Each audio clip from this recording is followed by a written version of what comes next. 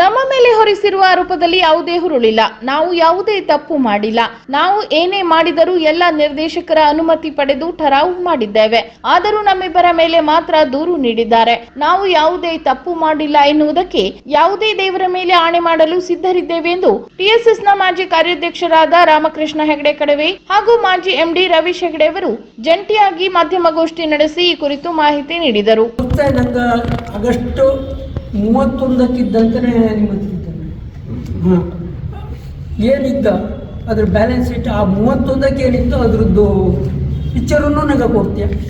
ಮತ್ತು ಇದಕ್ಕೆ ಸಂಬಂಧಪಟ್ಟಂತೆ ಈಗ ಇದು 6 ಕೇಸ್ ಹಾಕಿದ್ವಿ. ಆ ಕೇಸಿಗೆ ಸಂಬಂಧಪಟ್ಟು ನಂಗೆ ಸಪ್ರೇಟಾಗಿ ನಂಗೆ ಅದನ್ನು ಮುಂದೆ ಅದಕ್ಕೆ ವಿವರಣೆಯನ್ನು ಕೊಡ್ತೀಯ. ಈಗಾಗಲೇ ನಾನು ಸಬ್ಮಿಟ್ ಮಾಡಿದ್ದೆ, ನೋಡಿ ಅದರ ಬಗ್ಗೆ ಮಾಡಿ. ಇನ್ನೂ ಬಾಕಿದು ರವೀಶ್ ಹೇಳಿದ್ರು. ನಾನು ಮತ್ತೊಮ್ಮೆ ಹೇಳ್ತೇನೆ, ಈಗ ಒಂದು ವೇಳೆ ಸದಸ್ಯರಿಗೆ ಅದರಿಂದ ಸರಿಯಾಗಿ ತಿಳುವಳಿಕೆ ಬರ್ತದೆ ಹೇಳಿದ್ರೆ ಇವರು ಯಾವುದೇ ಸದಸ್ಯರು ಹೇಳಿ ನಾವು ಅಲ್ಲಿ ಹೋಗಿ ಪ್ರಮಾಣ ಮಾಡಲಿಕ್ಕೂ ರೆಡಿ ಇದ್ದೇವೆ. ನಮ್ಮಿಂದ ಯಾವುದೇ ರೀತಿಯ ಭ್ರಷ್ಟಾಚಾರ ಆಗಿಲ್ಲ. ಕ್ಲಿಯರ್. ಹಾಗಾಗಿ ತಾವು ಮಾಧ್ಯಮದವರು ಈ ವಿಷಯಗಳನ್ನು ಮನವರಿಕೆ ಮಾಡಿಕೊಂಡು ದಯವಿಟ್ಟು ಸದಸ್ಯರಿಗೆ ಸರಿಯಾದ ಮಾಹಿತಿಯನ್ನು ತಲುಪಿಸಬೇಕು ಅಂತೇಳಿ ಕೇಳ್ಕೊಳ್ತೇನೆ.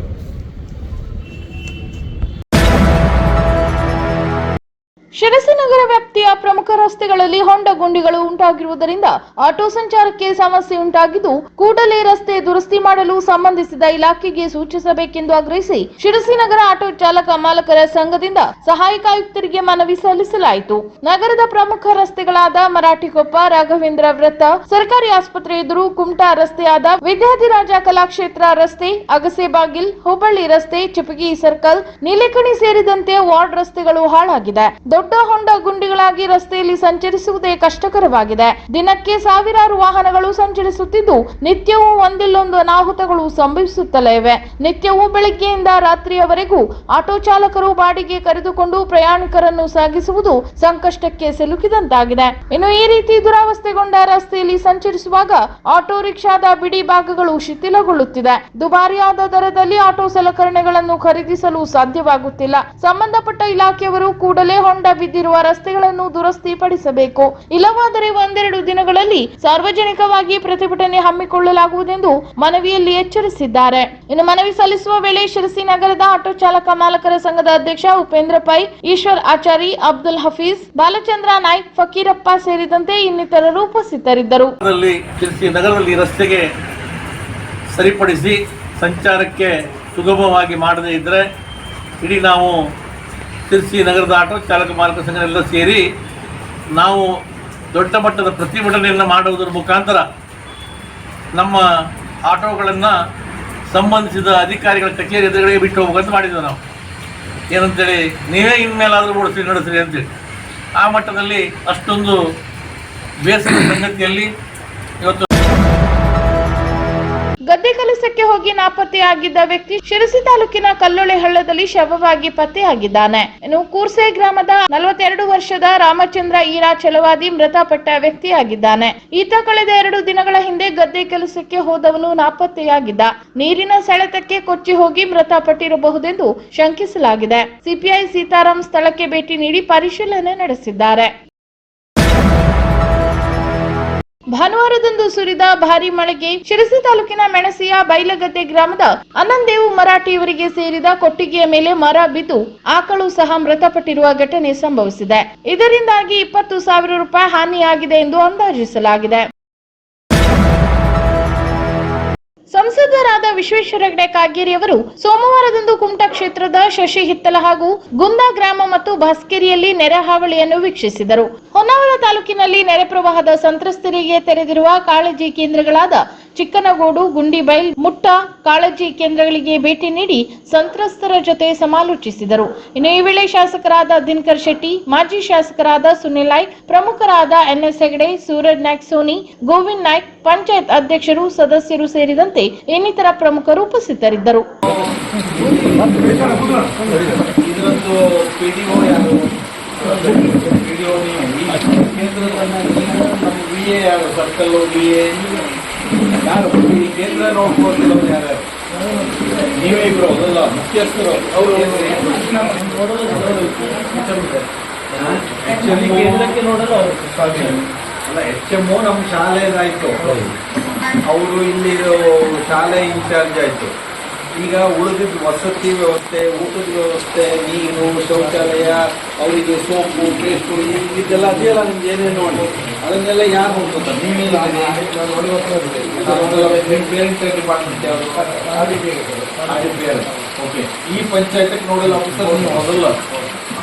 ಈಗ ಈ ಪಂಚಾಯತ್ನಲ್ಲಿ ಎಷ್ಟು ಈ ರೀತಿಯ ಒಂದು ಕಾಳಜಿ ಕೇಂದ್ರವನ್ನು ಮಾಡುವಂತ ಅಗತ್ಯತೆ ಬರ್ತದೆ? ಈ ಪಂಚಾಯತ್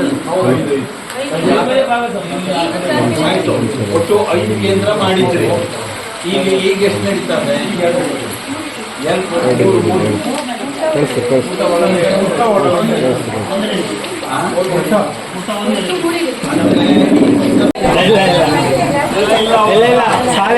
ಬಿಸಿ ಊಟ ಕೊಡ್ತಿರೋದಲ್ಲ.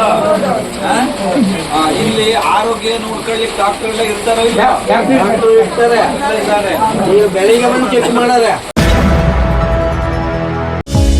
ಕೆನರಾ ಡಿಸಿಸಿ ಬ್ಯಾಂಕ್ ಲಿಮಿಟೆಡ್ ಪ್ರಧಾನ ಕಚೇರಿ ಶಿರಸಿ 104 ವರ್ಷಗಳ ಇತಿಹಾಸವುಳ್ಳ ನಮ್ಮ ಬ್ಯಾಂಕಿನ ಮುಂಡಗೋಡು ಮತ್ತು ದಾಸನಕೊಪ್ಪ ಶಾಖೆಗಳ ಶುಭಾರಂಭ ಕಾರ್ಯಕ್ರಮವನ್ನು ಶ್ರೀ ಮಹಾಗಣಪತಿ, ಶ್ರೀ ಮಹಾಲಕ್ಷ್ಮಿ, ಶ್ರೀ ಸರಸ್ವತಿ ಪೂಜೆಯೊಂದಿಗೆ ಪ್ರಾರಂಭಿಸಲು ನಿಶ್ಚಯಿಸಲಾಗಿದೆ.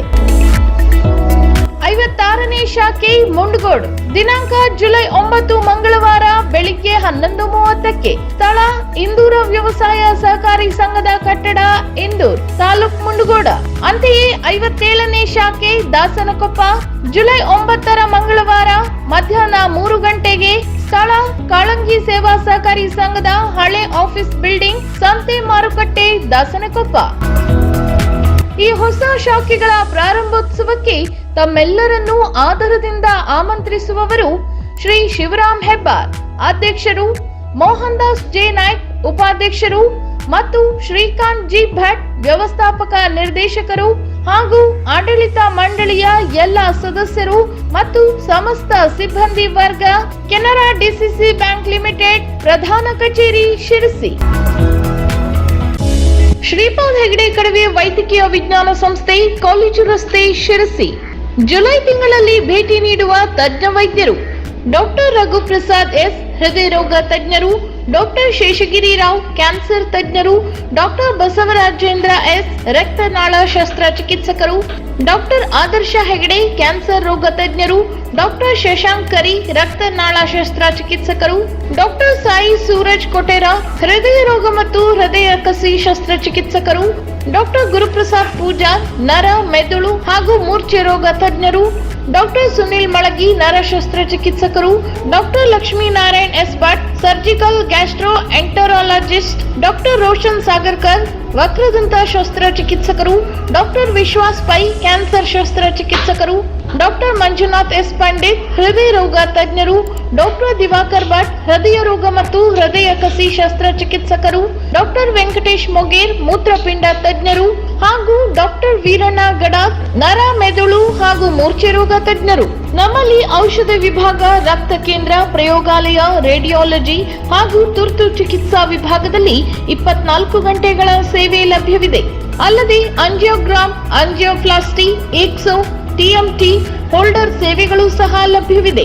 ಸೂಚನೆ: ನಮ್ಮ ಆಸ್ಪತ್ರೆಯ ಪ್ರಯೋಗಾಲಯದಲ್ಲಿ PSA, ವಿಟಮಿನ್ B12, D3 ಮತ್ತು BNP ಪರೀಕ್ಷೆ ಕೂಡ ಮಾಡಲಾಗುವುದು. ಅಲ್ಲದೆ TSS ರೈತ ರಕ್ಷಾ ಕವಚ ವಿಮೆಯ ಫಲಾನುಭವಿಗಳು ನಮ್ಮ ಆಸ್ಪತ್ರೆಯಲ್ಲಿ ಒಳರೋಗಿಗಳಾಗಿ ದಾಖಲಾದಲ್ಲಿ ವಿಮೆಯ ಸದುಪಯೋಗ ಪಡೆದುಕೊಳ್ಳಬಹುದು. ಹೆಚ್ಚಿನ ಮಾಹಿತಿಗಾಗಿ ಸಂಪರ್ಕಿಸಿ ಶ್ರೀಪಾದ್ ಹೆಗಡೆ ಕಡವೆ ವೈದ್ಯಕೀಯ ವಿಜ್ಞಾನ ಸಂಸ್ಥೆ, ಕಾಲೇಜು ರಸ್ತೆ, Sirsi. Phone number 08382348443, mobile number 8431992801.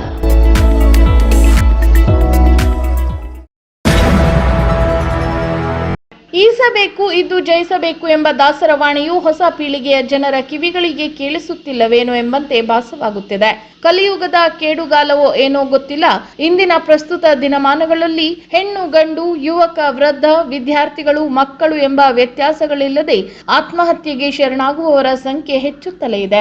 ಒಂದು ಅಂದಾಜಿನ ಪ್ರಕಾರ ಪ್ರಪಂಚದಲ್ಲಿ ಪ್ರತಿ ವರ್ಷ 8 ಲಕ್ಷ ಜನರು ಆತ್ಮಹತ್ಯೆ ಮಾಡಿಕೊಳ್ಳುತ್ತಿದ್ದಾರೆ. ಇದರಲ್ಲಿ ಭಾರತೀಯರ ಸಂಖ್ಯೆ 1,35,000 ಎಂಬ ಸಂಗತಿ ಕಳವಳಕಾರಿಯಾಗಿದೆ. ಇನ್ನು ಭಾರತದ ಆತ್ಮಹತ್ಯೆ ಪ್ರಮಾಣವನ್ನು ನೋಡಿದಾಗ 1 ಲಕ್ಷಕ್ಕೆ 10.5% ಜನರು ಪ್ರತಿ ವರ್ಷ ಆತ್ಮಹತ್ಯೆಗೆ ತುತ್ತಾಗುತ್ತಿದ್ದಾರೆ. ಯುವಕರ ಪಾಲು ಇದರಲ್ಲಿ ಹೆಚ್ಚಾಗಿದೆ. ಭಾರತದ ದಕ್ಷಿಣ ಹಾಗೂ ಪೂರ್ವದ ರಾಜ್ಯಗಳಲ್ಲಿ ಆತ್ಮಹತ್ಯಾ ಪ್ರಮಾಣವು ಇನ್ನೂ ಹೆಚ್ಚಾಗಿದೆ. ಕರ್ನಾಟಕವು ಹೊರತಾಗಿಲ್ಲ. ಒಬ್ಬ ವ್ಯಕ್ತಿಯು ಉದ್ದೇಶಪೂರ್ವಕವಾಗಿ ಮತ್ತು ಸ್ವಯಂ ಪ್ರೇರಣೆಯಿಂದ ತನ್ನ ಪ್ರಾಣವನ್ನು ತಾನೇ ತೆಗೆದುಕೊಳ್ಳುವುದನ್ನು ಆತ್ಮಹತ್ಯೆ ಎಂದು ಕರೆಯುತ್ತಾರೆ. ಪ್ರೀತಿ, ಪ್ರೇಮ ವೈಫಲ್ಯಗಳು, ದಾಂಪತ್ಯ ಜೀವನದಲ್ಲಿನ ವಿರಸ, ಒಡಕು, ವಿವಾಹ ವಿಚ್ಛೇದನ, ಗಂಭೀರ ವಾಸಿಯಾಗದ ಕಾಯಿಲೆಗಳು, ಬಂಜೆತನ, ಖಾಸಗಿ ಸಮಸ್ಯೆಗಳನ್ನು ಗಂಭೀರವಾಗಿ ತೆಗೆದುಕೊಂಡು ವಿಪರೀತ ಮನಸ್ಸಿಗೆ ಹಚ್ಚಿಕೊಂಡು ಖಿನ್ನತೆಗೆ ಒಳಗಾಗಿ ಹೊರಬರದೆ ನೊಂದು ಆತ್ಮಹತ್ಯೆಗೆ ಶರಣಾಗುತ್ತಿದ್ದಾರೆ. ಮಾನವ ಜನ್ಮ ದೊಡ್ಡದು, ಇದನ್ನು ಹಾಳು ಮಾಡಿಕೊಳ್ಳದಿರಿ ಹುಚ್ಚಪ್ಪಗಳಿರ ಎನ್ನುವ ದಾಸರ ವಾಣಿಯಂತೆ ಜೀವನವನ್ನು ಸಮರ್ಥವಾಗಿಸಿಕೊಳ್ಳುವತ್ತ ಎಲ್ಲರೂ ದೃಢವಾದ ಹೆಜ್ಜೆಗಳನ್ನಿಡೋಣ. ಆತ್ಮಹತ್ಯೆಗಳಿಗೆ ಗುಡ್ ಬೈ ಹೇಳೋಣ ಎಂದು ಶಿರಸಿ ನಗರ ಪೊಲೀಸ್ ಠಾಣೆಯ PSI ಅವರು ಈ ಮೂಲಕ ತಿಳಿಸಿದ್ದಾರೆ. ಯಲ್ಲಾಪುರ ಅರಣ್ಯ ಇಲಾಖೆಯಲ್ಲಿ ಸೇವೆ ಸಲ್ಲಿಸುವುದು ಒಂದು ಸೌಭಾಗ್ಯವಾಗಿದ್ದು, ಕೆನರಾ ವೃತ್ತದಲ್ಲಿ ಕಾರ್ಯನಿರ್ವಹಿಸುವ ಅವಕಾಶ ಇನ್ನು ಮಹತ್ವದ್ದಾಗಿದೆ. ಈ ನಿಟ್ಟಿನಲ್ಲಿ ನಾವೆಲ್ಲರೂ ಭಾಗ್ಯವಂತರು ಎನ್ನಬೇಕು ಎಂದು ಯಲ್ಲಾಪುರದ ಸಹಾಯಕ ಉಪ ಅರಣ್ಯ ಸಂರಕ್ಷಣಾಧಿಕಾರಿ ಆನಂದ್ ಎಚ್ ತಿಳಿಸಿದರು. ಅವರು ಇತ್ತೀಚೆಗೆ ಅರಣ್ಯ ಸಭಾಭವನದಲ್ಲಿ ಯಲ್ಲಾಪುರ ವಲಯ ಅರಣ್ಯಾಧಿಕಾರಿಯಾಗಿ ವಯೋನಿವೃತ್ತರಾದ LP ಮಠ್ ಅವರ ಬೀಳ್ಕೊಡುಗೆ ಸಮಾರಂಭದಲ್ಲಿ ಸನ್ಮಾನಿಸಿ ಮಾತನಾಡಿದರು. ಸನ್ಮಾನ ಸ್ವೀಕರಿಸಿದ LA ಮಠ್ ಅವರು ಮಾತನಾಡಿ, ನನ್ನ ಹಿರಿಯ ಅಧಿಕಾರಿಗಳ ಸಹಕಾರ, ಸಹೋದ್ಯೋಗಿಗಳ ಬೆಂಬಲಕ್ಕೆ ನಾನು ಸದಾ ಚಿರಋಣಿ. ನನ್ನ ಸೇವಾ ಅವಧಿಯಲ್ಲಿ ನನ್ನೊಂದಿಗೆ ಸಹಕರಿಸಿದ ಎಲ್ಲರಿಗೂ ಕೃತಜ್ಞನಾಗಿದ್ದೇನೆ ಎಂದು ತಿಳಿಸಿದರು. ಇನ್ನು ಸಮಾರಂಭದಲ್ಲಿ ವಲಯ ಅರಣ್ಯಾಧಿಕಾರಿ ದಿನೇಶ್ ಮಿರ್ಜಾನ್ಕರ್, ಅರಣ್ಯ ಇಲಾಖೆ ಅಧಿಕಾರಿಗಳಾದ ಅಶೋಕ್ ಹಳ್ಳಿ, ಶ್ರೀನಿವಾಸ್ ನಾಯ್ಕ್, ಅಲ್ತಾಫ್ ಚೌಕಾದಾರ್, ಸಂತೋಷ್ ಹಾಗೂ ಸಿಬ್ಬಂದಿಗಳು ಉಪಸ್ಥಿತರಿದ್ದರು. ಪೌರಾಣಿಕ ಸಾಹಿತ್ಯದಲ್ಲಿ ಯಕ್ಷಗಾನದ ಮಹತ್ತರ ಕೊಡುಗೆ ಇದೆ. ಒಬ್ಬ ವ್ಯಕ್ತಿ ಪರಿಪೂರ್ಣ ಹಾಗೂ ಸೃಜನಶೀಲನಾಗಬೇಕಾದರೆ ಪುರಾಣವನ್ನು ಓದಲೇಬೇಕು ಎಂದು ಉಡುಪಿಯ ನಿವೃತ್ತ ಅಧ್ಯಾಪಕ ಡಾಕ್ಟರ್ ಗಣಪತಿ ಭಟ್ ತಿಳಿಸಿದರು. ಅವರು ಜುಲೈ 6ರಂದು ಯಲ್ಲಾಪುರದ ಸಂಕಲ್ಪ ಮೌನ ಗ್ರಂಥಾಲಯ ಆವರಣದಲ್ಲಿ ನಡೆದ ಅಖಿಲ ಭಾರತೀಯ ಸಾಹಿತ್ಯ ಪರಿಷತ್ತಿನ ತಿಂಗಳ ನನ್ನ ಕವನ ಹಾಗೂ ಉಪನ್ಯಾಸ ಕಾರ್ಯಕ್ರಮದಲ್ಲಿ ಪೌರಾಣಿಕ ಸಾಹಿತ್ಯದಲ್ಲಿ ಯಕ್ಷಗಾನ ಪರಂಪರೆ ಕುರಿತು ಮಾತನಾಡಿದರು. ಇನ್ನು ಕಾರ್ಯಕ್ರಮದ ಅಧ್ಯಕ್ಷತೆ ವಹಿಸಿದ್ದ ಚಿಂತಕ ಪ್ರಮೋದ್ ಹೆಗಡೆ ಮಾತನಾಡಿ, ಸಮಾಜದಲ್ಲಿ ಇಂದು ಬೌದ್ಧಿಕ ದಿವಾಳಿತನ ಉಂಟಾಗುತ್ತಿದೆ. ಅದಕ್ಕೆ ಜ್ಞಾನವೊಂದೇ ಪರಿಹಾರ ನೀಡಬಲ್ಲದು. ಜ್ಞಾನ ಸಂಪಾದನೆ ಮಾಡಬೇಕಾದರೆ ಗ್ರಂಥಾಲಯದಿಂದ ಮಾತ್ರ ಸಾಧ್ಯ. ಒಳ್ಳೆಯ ಗ್ರಂಥಗಳನ್ನು ಓದುವುದರಿಂದ ಜ್ಞಾನವನ್ನು ಹೆಚ್ಚಿಸಿಕೊಳ್ಳಬಹುದು ಎಂದರು. ಇನ್ನು ಖ್ಯಾತ ಯಕ್ಷಗಾನ ಭಾಗವತ ಅನಂತ್ ಹೆಗಡೆ ದಂತಳಿಕೆ ಸುಂದರವಾದ ಯಕ್ಷಗಾನ ಪದ್ಯ ಹಾಡಿ ಯಕ್ಷಗಾನ ನಮಗೆ ಸಂಸ್ಕಾರ ನೀಡುತ್ತದೆ, ಪುರಾಣಗಳ ಜ್ಞಾನವನ್ನು ನೀಡುತ್ತದೆ ಎಂದರು. ನಂತರ ಕಾರ್ಯಕ್ರಮದಲ್ಲಿ ಭಾಗಿಯಾದ ಕವಿಗಳು ಹಲವಾರು ಕವನ ವಾಚನಗಳನ್ನು ಮಾಡಿದರು. ಕಲ್ಲಿಯ ಮೊರಾರ್ಜಿ ದೇಸಾಯಿ ವಸತಿ ವಿಜ್ಞಾನ ಕಾಲೇಜಿನಲ್ಲಿ ಶನಿವಾರದಂದು ಪ್ರಥಮ PUC ವಿದ್ಯಾರ್ಥಿಗಳಿಗೆ ದ್ವಿತೀಯ PUC ವಿದ್ಯಾರ್ಥಿಗಳಿಂದ ಸ್ವಾಗತ ಕಾರ್ಯಕ್ರಮವನ್ನು ಹಮ್ಮಿಕೊಳ್ಳಲಾಗಿತ್ತು. ಇನ್ನು ವೇದಿಕೆ ಕಾರ್ಯಕ್ರಮದಲ್ಲಿ ಪ್ರಥಮ ಮತ್ತು ದ್ವಿತೀಯ PUC ವಿದ್ಯಾರ್ಥಿಗಳು ತಮ್ಮ ಅನಿಸಿಕೆಯನ್ನು ಹಂಚಿಕೊಂಡರು. ಬಳಿಕ ಕಾರ್ಯಕ್ರಮದ ಅಧ್ಯಕ್ಷತೆಯನ್ನು ವಹಿಸಿದ ಕಾಲೇಜಿನ ಪ್ರಾಂಶುಪಾಲರಾದ ಈಶ್ವರ್ ಅವರು ಹಾಗೂ ಇತರ ಉಪನ್ಯಾಸಕರಿಂದ ಕಳೆದ ವರ್ಷ ಅತಿ ಹೆಚ್ಚು ಅಂಕ ಗಳಿಸಿದ ವಿದ್ಯಾರ್ಥಿಗಳನ್ನು ಸನ್ಮಾನಿಸಲಾಯಿತು. ಹಾಗೂ ಅದೇ ದಿನ ಸಂಜೆ ಪ್ರಥಮ PUC ವಿದ್ಯಾರ್ಥಿಗಳಿಂದ ಸಾಂಸ್ಕೃತಿಕ ಕಾರ್ಯಕ್ರಮವನ್ನು ಏರ್ಪಡಿಸಲಾಯಿತು. ಇನ್ನು ವಿದ್ಯಾರ್ಥಿಗಳು ಹಾಡಿ ಕುಣಿದು ಸಂಭ್ರಮಿಸಿದರೆ ಕಾರ್ಯಕ್ರಮದಲ್ಲಿ ಕುಮಾರಿ ನೇಹಾ ಮತ್ತು ತೃಪ್ತಿ ಭರತನಾಟ್ಯ ಮಾಡುವುದರ ಮೂಲಕ ಎಲ್ಲರ ಗಮನ ಸೆಳೆದಿದ್ದು ಕಾರ್ಯಕ್ರಮದ ವಿಶೇಷವಾಗಿತ್ತು.